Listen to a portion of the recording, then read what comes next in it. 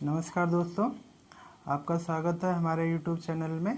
और आज हम आप लोगों के समक्ष लेकर उपस्थित हुए हैं मौलिक अधिकार से संबंधित जो महत्वपूर्ण प्रश्न हैं जो हमारी परीक्षाओं में पूछे गए हैं और आगामी परीक्षाओं में पूछे जाने की संभावना है।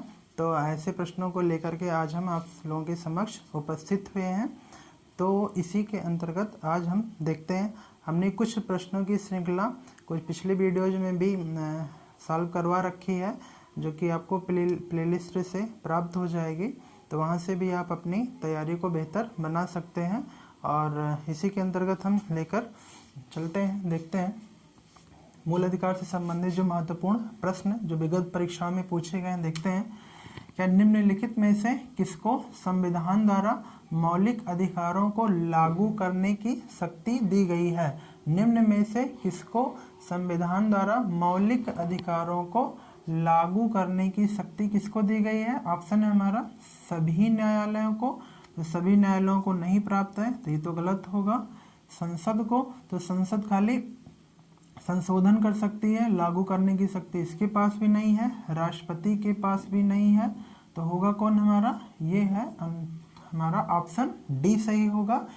सुप्रीम कोर्ट यानी सर्वोच्च न्यायालय, सर्वोच्च न्यायालय और उच्च न्यायालय, उच्च न्यायालय यानी मौलिक अधिकारों को लागू करने की जो शक्ति है या जो अधिकार है वो सुप्रीम कोर्ट और हाई कोर्ट को दिया गया है। सुप्रीम कोर्ट अनुच्छेद 32 के तहत 5 रिटें जारी करके मूल अधिकारों की को रक्षा प्रदान करता है, और जबकि हाई कोर्ट अनुच्छेद 226 के तहत 5 रिटें जारी करके जो है मूल अधिकारों को सुरक्षा प्रदान करता है। तो इस प्रकार से हमारा ऑप्शन क्या हो जाएगा? यहाँ पे डी हो जाएगा। तो इसे हम लॉक करते हैं। अगला प्रश्न है हमारा, मौलिक अधिकार क्या है? मौलिक अधिकार क्या है? ऑप्शन में है वाद योग्य, अवाद योग्य, लचीला, कठोर। तो यहाँ पे ध्यान रहे कि मौलिक अधिकार है वाद योग्य है, ऑप्शन इसका ए सही होगा। वाद योग्य का मतलब और अवाद योग्य के मतलब के बारे में अगर हम बताएं, वाद योग्य का मतलब ये होता है कि अगर मूल अधिकारों का हनन होता है तो हम उसके खिलाफ कोर्ट में जा सकते हैं और कोर्ट से अपने मूल अधिकारों की सुरक्षा के लिए डिमांड कर सकते हैं।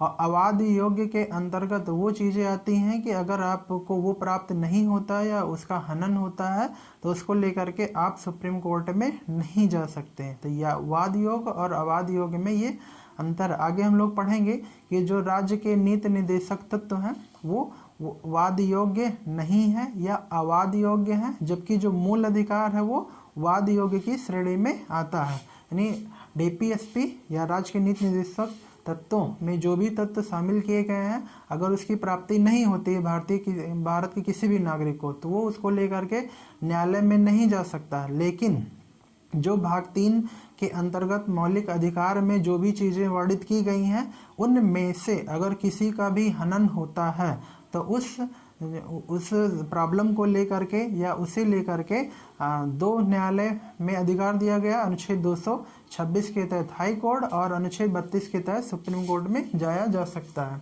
अब हम देखते हैं प्रश्न नंबर 3 में क्या लिया गया है।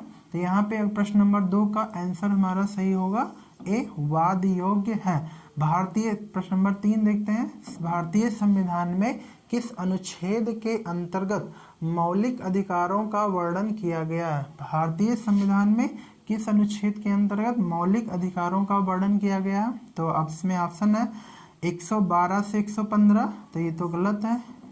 फिर है अनुच्छेद 12 से 35, अनुच्छेद 222 से 235, इनमें से कोई नहीं, तो ये तीनों गलत है। बी वाला हमारा सही होगा। अनुच्छेद 12 से अनुच्छेद 35 के बीच में मूल अधिकारों का वर्णन किया गया है।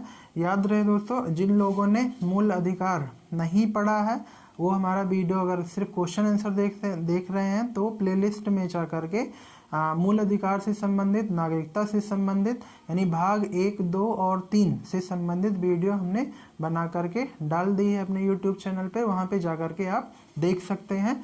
आगे हम देखते हैं, प्रश्न नंबर 4 है, निम्नलिखित अनुच्छेदों में कौन सा भिन्न वर्ग में शामिल है? भिन्न वर्ग में शामिल है तो अनुच्छेद 14, 15, 16 और अनुच्छेद 19।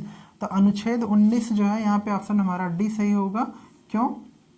क्योंकि अनुच्छेद 14, 15, 16 यानी आर्टिकल 14, 15, 16, 17 और 18 ये किसके अंतर्गत आते हैं?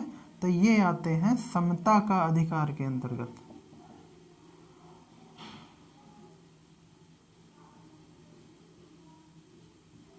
समता का अधिकार के अंतर्गत आते हैं, और जबकि 19, 20, 21, 22 ये स्वतंत्रता के अधिकार के अंतर्गत आते हैं। तो इसमें ऑप्शन हमारा डी हो जाएगा। निम्न में प्रश्न नंबर 5 अगर हम देखें, निम्न में कौन समता के अधिकार से संबंधित है? निम्न में कौन समता के अधिकार से संबंधित, जैसा कि अभी हमने चर्चा की है कि 14, 15, 16, 17, 18 यानी 14 से अनुच्छेद 18 के बीच में जो है उसे हम समता के अधिकार से देखेंगे। बाकी के ये तीनों ऑप्शन गलत हो जाएंगे, ये तीनों सही नहीं होंगे। तो समता का अधिकार तो ये हो गया आपका 14 से 18 समता का अधिकार। फिर अगर हम देखें, एक है अनुच्छेद 19 से 22 तक, क्या है? स्वतंत्रता का अधिकार, स्वतंत्रता का अधिकार। फिर है अनुच्छेद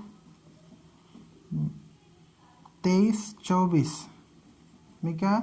शोषण के विरुद्ध अधिकार, शोषण के विरुद्ध अधिकार है।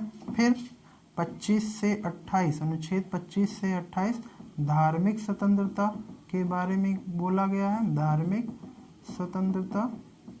और फिर अनुच्छेद 29, 30 इसमें अल्पसंख्यकों से संबंधित अधिकार है, अल्पसंख्यकों के अधिकारों की बात की गई है। और अनुच्छेद 32 में क्या? संवैधानिक उपचार।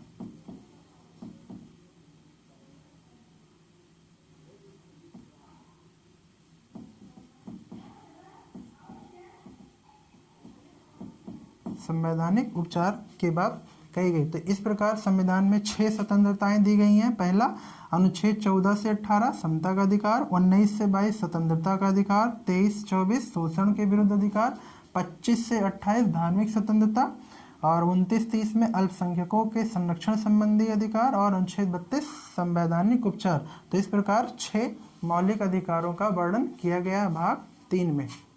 तो अब हम देखते हैं प्रश्न नंबर 6 में क्या लिखा गया है। निम्न में से कौन सा समानता के अधिकार से संबंधित नहीं है? समानता का अधिकार, विधि के समक्ष समानता ये है, सामाजिक समानता ये है, अवसर की समानता ये भी है।